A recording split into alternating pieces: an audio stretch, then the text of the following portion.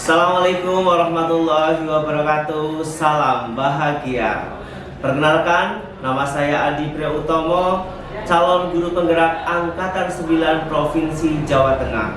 Pada kesempatan hari ini saya akan melakukan praobservasi supervisi akademik, yang mana guna untuk memenuhi tugas aksi nyata modul 2.3 coaching untuk supervisi akademik, dan juga untuk menilai bagaimana pembelajaran yang dilakukan oleh seorang guru di dalam kelas. Dan hari ini sudah hadir teman rekan sejawat saya di SMK Negeri 1 Bukateja, yaitu Bapak Pugu Arifin. Beliau adalah guru PPKN yang ada di SMK Negeri 1 Bukateja, salah satunya ya.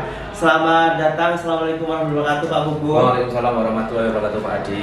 Dan kami sampaikan terima kasih luar biasa Pak Pugu telah memberikan kesempatan untuk bisa melakukan praobservasi pada hari ini. Ya, sama-sama Pak Adi. Pak Pugu luar biasa sekali. Pak Pugu mengajar PPKN. Ya, PPKN sekarang sudah menjadi pendidikan Pancasila. Pendidikan Pancasila. Baik Pak Pugu, untuk praobservasi hari ini akan saya sampaikan beberapa pertanyaan untuk Pak Pugu. Siap. Kemudian setelah praobservasi nanti akan berikutnya akan saya lakukan, yaitu adalah observasi di dalam kelas gitu ya. Oke. Kemudian ada lagi nanti setelah observasi di kelas akan saya lakukan pasca observasi dan juga bersama pengajar praktik saya nanti di CGP Angkatan 9 Provinsi Jawa Tengah. Baik Pak Pugu, langsung aja nih pertanyaan pertama terkait dengan praobservasi hari ini. Apa tujuan pembelajaran yang Bapak capai pada pembelajaran yang akan disampaikan? Oke, terima kasih atas waktunya Pak Adi. Kebetulan pada kegiatan pembelajaran di semester genap ini, saya sudah sampai di materi ancaman di bidang IPOLEK Sospul Hankam, ideologi, politik, hukum, sosial budaya, dan pertahanan keamanan. Nah, tujuannya sendiri yaitu agar siswa atau peserta didik itu memahami berbagai ancaman di bidang IPOLEK Sospul Hankam tersebut. Oh begitu ya. Baik, selanjutnya bagaimana area pengembangan yang ingin Bapak capai? Misalnya terkait dengan pengetahuan atau keterampilan dan lain sebagainya gitu Pak. Oke. Untuk area pengembangan yang ingin saya capai sendiri itu ada 3 Pak Adi. Yang pertama adalah pengetahuan. Saya ingin peserta didik mencapai tingkat kepemahaman tentang ancaman-ancaman di bidang IPOLEK Sospul Hankam, terutama ancaman-ancaman yang terjadi pada masa kini. Terus yang kedua di bidang sikap. Nah, saya ingin mewujudkan peserta didik mampu menyikapi kalau seandainya ancaman-ancaman tersebut terjadi di negara kita, apa yang harus mereka lakukan. Kemudian yang ketiga itu di bidang keterampilan. Nah, keterampilan ini terkait dengan bagaimana peserta didik mampu mengidentifikasi berbagai ancaman-ancaman yang muncul atau kemungkinan muncul, dan apa strateginya menurut peserta didik untuk mengantisipasi ancaman-ancaman tersebut. Itu Pak Adi. Luar biasa Pak Pugu, ini keren banget ya. Jadi area yang akan dikembangkan oleh Pak Pugu adalah pada area pengetahuan, kemudian pada sikap dan juga keterampilan. Ini semoga area-area dapat dicapai ya. Amin. Amin. Baik, untuk pertanyaan berikutnya nih Pak Pugu, bagaimana rancangan pembelajaran yang akan Bapak sampaikan di kelas? Mungkin dari modelnya, jenisnya, atau strategi pembelajarannya. Oke. Untuk pada mata pelajaran ini saya menggunakan model pembelajaran berbasis masalah atau PJBL, yang saya carikan masalah-masalah yang terjadi pada masa kini, yang kemudian saya serahkan kepada siswa untuk dianalisis dengan melakukan diskusi kelompok dan menggunakan metode debat aktif, yang mana nanti antar kelompok itu saling mendebatkan apa sih solusi dari masalah-masalah tersebut dan apa penyebabnya dari masalah-masalah tersebut. Kemudian diintegrasikan dengan KSE supaya diintegrasikan dengan KSE ya, agar menyesuaikan dengan keadaan dan kondisi karakteristik siswa di SMK Negeri 1 Bukateja. Pak Pugu, keren banget ya. Semoga ini bisa menjadi gambaran luar biasa nih untuk pas pelaksanaannya nanti ya, terkait dengan bagaimana rancangan pembelajaran di kelas. Strateginya luar biasa sekali menggunakan PJBL ya, dan debat aktif. Ini keren banget untuk kebutuhan siswanya sehingga menjadi percaya diri. Berikutnya Pak Pugu, dari rancangan tadi yang sudah sip banget TOP BKT gitu ya, kira-kira kapan akan dilaksanakan pembelajarannya Pak Pugu? Untuk rencana pelaksanaannya, saya pikir minggu depan sudah bisa dilaksanakan pada hari Rabu tanggal 31 bulan Januari tahun 2024 di jam ke-10, jam 10 sampai jam 11 siang. Oke, kita tunggu nanti di jam itu ya. Kita lakukan observasi pada hari tanggal jam tadi yang disampaikan oleh Pak Pugu.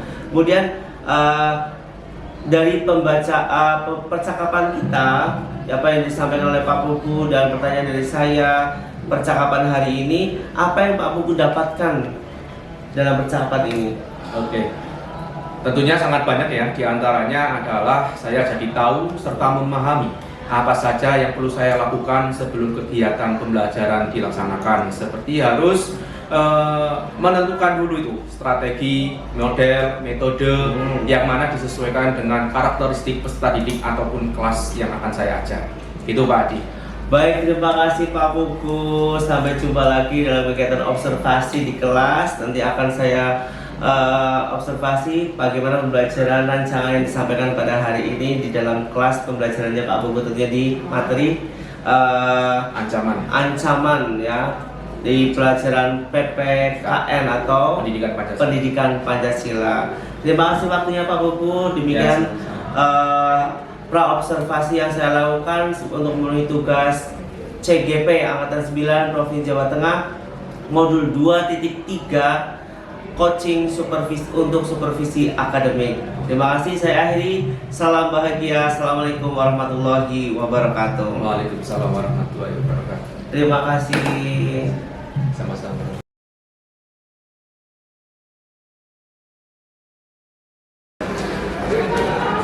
Assalamualaikum warahmatullahi wabarakatuh. Hari ini kita akan melakukan observasi supervisi akademik, tentunya masih bersama Bapak Pugu Arifin, guru PPKN di SMK Negeri 1 Bukateja. Mari kita lakukan supervisi akademik di observasi kali ini.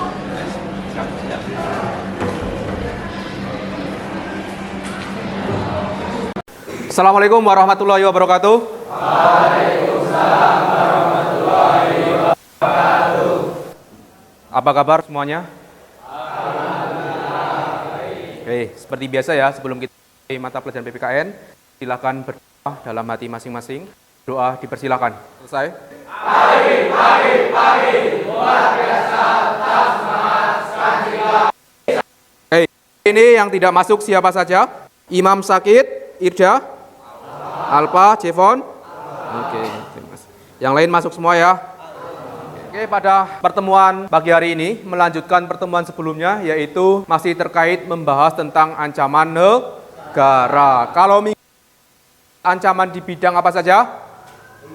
Ideologi, kemudian ekonomi, terus politik. Ini kita akan ancaman di itu sosial budaya dan minggu lalu saya sampaikan tujuannya ya, melalui debat aktif peserta didik atau kalian akan dapat mengidentifikasi berbagai ancaman di bidang IPOLEK, Sosbud, Hankam. Sebelumnya saya jelaskan ancaman di bidang sosial dulu. Yang pertama, ancaman di bidang sosial adalah segala sesuatu yang mengancam dalam kehidupan sosial. Sekarang ancaman di bidang pertahanan dan keamanan. Ini identik dengan ancaman militer, yang mana ancaman ini menggunakan kekuatan bersenjata. Seperti agresi, spionase. Apa spionase? Aksi mata intelijen, perang, juga itu termasuk ancaman di pertahanan dan keamanan. Oke, ada pertanyaan sampai sini? Belum? Ya. Bentar Pak. Di situ kan ada konflik komunal. Nah, konflik komunal itu gimana, Pak? Konflik komunal itu hampir sama dengan konflik horizontal, yaitu konflik yang terjadi antara warga negara. Cukup ya, ada pertanyaan lagi? Kalau nggak ada, kita masuk ke metode debat. Kita masih menggunakan metode debat, tapi bedanya kita kaitkan dengan sosial budaya, pertahanan, dan keamanan. Ada 6 kelompok, sekarang berkumpul sesuai kelompoknya masing-masing. Saya kasih waktu 2 menit untuk berkelompok. Silakan. Ingat pembagiannya kelompok 1, 2, 3, 4, 5, 6. Oke, sekarang sudah kelompok ya. Oke, saya bagi LKPD-nya. Di sini Pak Guru mempunyai LKPD yang sama persis seperti di pertemuan sebelumnya. Bedanya pada kolom bidang ancaman, sosial, budaya, pertahanan, dan keamanan. Cara mengisinya sama, kemudian ada kolom pro dan kontra, ada kolom kesimpulan. Masih paham ya cara ngisinya ya, saya pikir ya? Ya, tolong dibantu untuk membagikan, Mas. Kelompok 2. Kontra terhadap kebijakan kenaikan harga BBM. Berarti kelompok 1 versus kelompok 2. Silakan sekarang mulai diskusi. Mencari dari berbagai referensi. Buka HP.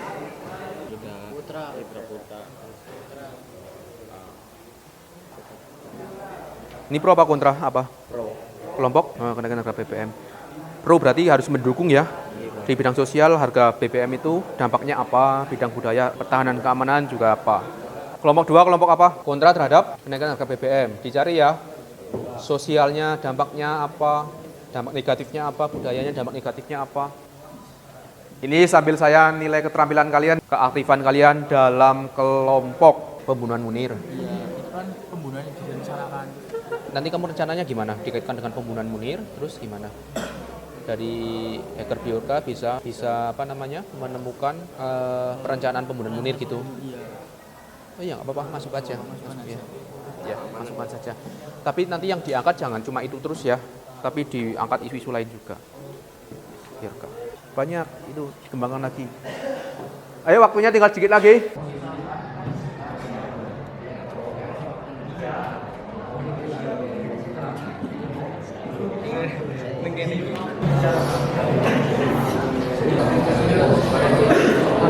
Dan bila pemerintah tidak melakukan hal-hal buruk, maka hacker Biorka tidak akan muncul gitu. Iya, itu. Nggak apa-apa, tambahin aja. Baik. Untuk debat sesi pertama adalah kelompok BBM. Yang pro BBM kelompok berapa? Kelompok 1 sama kelompok 4. Yang kontra? Kelompok 2. Berarti kelompok 1, 4 versus kelompok 2. Kita mulai ya. Kita mulai dulu dari kelompok pro. Kelompok 1. Assalamualaikum warahmatullahi wabarakatuh. Saya sangat setuju dengan kenaikan harga BBM karena dapat mendorong masyarakat lebih berpikir kreatif dan inovatif untuk menghindari penggunaan BBM yang berlebihan seperti menciptakan transportasi ramah lingkungan. Mau ada tambahan dari kelompok 4? Silakan. Kelompok 4 dulu tambahan. Saya ingin menambahkan dari kelompok 1. Kenaikan harga BBM juga mendorong masyarakat untuk lebih berhemat dalam mengonsumsi BBM, serta BBM menjadi bebas dinikmati oleh siapa saja. Silakan langsung disanggah oleh kelompok 2. Perkenalkan, nama saya Alif Nuradana dari kelompok 2. Saya dari kelompok kontra. Menurut saya, kenaikan harga BBM akan menurunkan rasa cinta tanah air karena masyarakat akan lebih mementingkan cara memenuhi kebutuhan BBM. Oke, akan menurunkan cinta tanah air di kehidupan sosialnya. Betul nggak? Kehidupan sosial ya?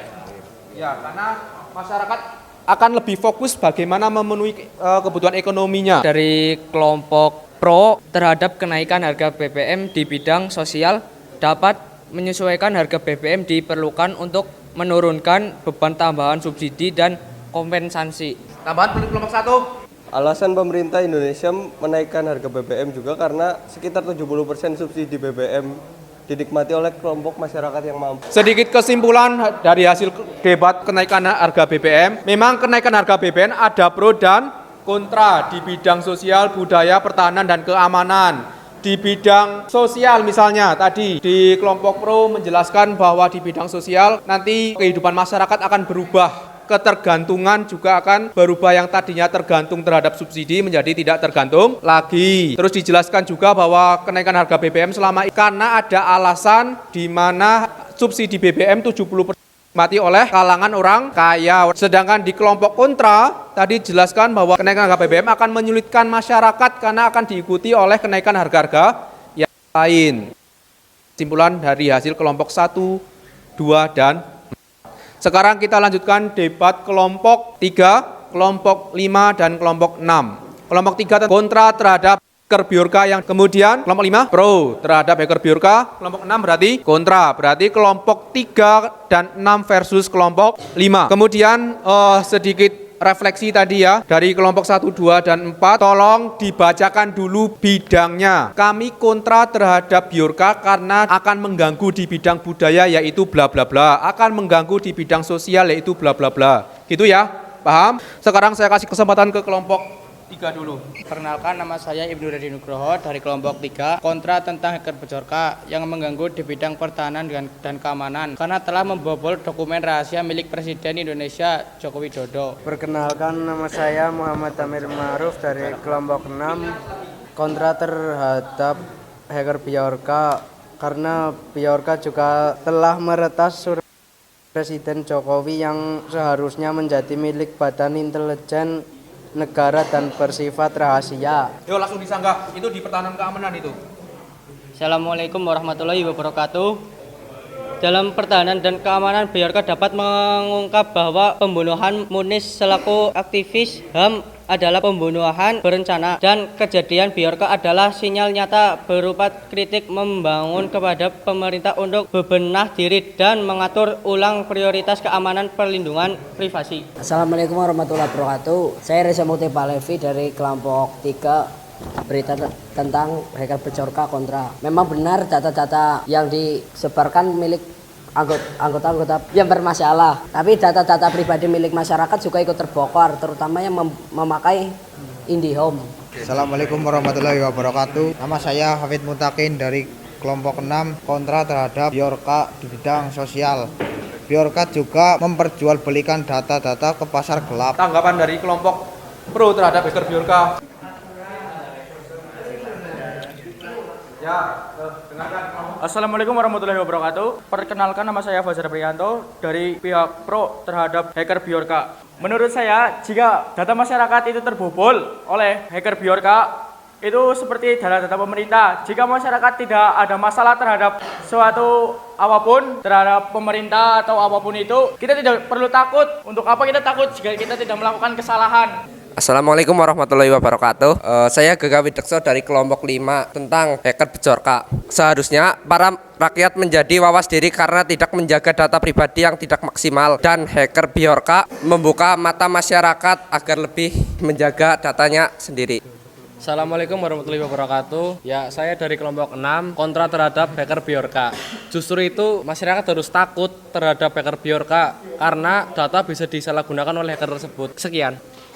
Dan kan memang seharusnya kita yang harus menjaga, tapi kan sudah menjadi tugas pemerintah juga untuk ikut menjaga data-data pribadi masyarakat. Ya. Karena sudah terbentuk lembaga itu sendiri untuk menjaga data-data pribadi masyarakat. Ya, betul sekali. Tepuk tangan, tepuk tangan. Oke. Jika masyarakat takut tentang datanya akan disebar luas, kenapa masyarakat itu sendiri tidak menjaga datanya dengan benar? Contoh, sandi itu tidak harus dari awal sampai akhir sandinya itu harusnya ganti setiap bulannya atau setiap minggunya harus ganti agar orang tidak bisa meretas data-data kita. Soal pemerintah harus membangun kelompok tersendiri untuk menjaga data-data masyarakat yang lain. Itu tergantung oleh pemerintah itu sendiri akan melakukan itu atau tidak. Memang sandi tersebut perlu diganti, tapi KTP apa ada sandinya, seperti KK, KTP IndiHome itu ada sandinya, kan tidak ada. Sudah. Oke, sudah ya, cukup. Sedikit kesimpulan dari hasil debat kelompok 3, 5, dan 6. Kontra dan pro. Intinya, hacker Bjorka juga membuka mata kita bahwa data yang kita simpan selama ini juga mudah dibobol. Solusinya tadi betul, yaitu dengan cara mengubah sandinya jangan sama semua, Facebook sandinya sama, Instagram sandinya sama, dan lain sebagainya. Kesimpulan dari debat kelompok 3, 5, dan 6. Sebelumnya ada pertanyaan? Tidak ada ya? Oke. Kalau tidak ada, di sini Bapak Guru sudah menyiapkan soal evaluasi melalui Google Form. Saya kirim di grup kalian, kemudian kerjakan. Soalnya cuma 10, benar atau salah silakan dikerjakan. 5 menit saya pikir cukup.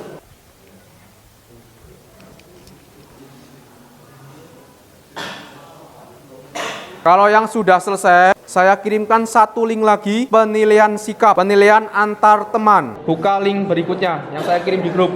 Terus Ahmad menilai Ali, Ali menilai Ahmad, Glio menilai Guritno, Guritno Glio. Kalau selalu terus kayaknya nggak mungkin deh, harus jujur ya. Sudah? Sudah dikirim? Mohon perhatiannya kalau sudah, kita cocokkan soal evaluasinya. Soal nomor 1, isu kemiskinan merupakan satu-satunya faktor penyebab terjadinya ancaman di bidang sosial. Benar atau salah? Salah, karena bukan hanya isu kemiskinan, tapi ada isu-isu lain. Tidak menerima budaya asing sama sekali merupakan strategi yang ampuh untuk mengantisipasi ancaman di bidang sosial budaya. Benar atau salah? Salah, kita tetap harus menerima budaya asing, tetapi tetap harus difilter. Paham? Sudah selesai semua? Penilaian sikapnya sudah? Nah, kalau sudah kita tutup, tapi sebelum tutup kita refleksi dulu. Kira-kira apa yang sudah kita dapatkan dalam pembelajaran pada hari ini? Yuk tunjuk tangan. Ya Pak? Assalamualaikum warahmatullahi wabarakatuh. Yang kita dapatkan dari pembelajaran hari ini adalah kita juga bisa mengidentifikasi ancaman apapun. Yang kedua, kita dapat mengetahui apa itu ancaman. Bagaimana upaya mengatasi bangsa di bidang apapun, maupun di ideologi, politik, ekonomi, sosial, budaya, pertahanan, dan keamanan. Sekian, terima kasih. Ya. Terima kasih, tepuk tangan buat. Kemudian kira-kira pembelajaran dengan metode debat menyenangkan atau membosankan? Menyenangkan. Ya, tapi saya masih kurang aktif. Jadi kalau debat itu harus cak gitu ya. Sedikit kesimpulan dari saya bahwa ancaman itu bisa datang dari mana saja, kapan saja, apalagi di era globalisasi ini ancaman itu di berbagai bidang, ideologi, sosial, ekonomi, sampai pertahanan keamanan itu bisa datang kapan saja. Saya harapkan kita semua setelah mempelajari materi ini menjadi waspada untuk mengatasi bagaimana cara mengantisipasi ancaman-ancaman tersebut. Minggu depan kita lanjutkan pada materi selanjutnya. Terima kasih untuk hari ini, mudah-mudahan banyak manfaat yang bisa kalian dapatkan. Saya cukupkan sekian, bila ada kurang lebihnya saya maaf. Saya akhiri, bila taufiq wal hidayah. Wassalamualaikum warahmatullahi wabarakatuh.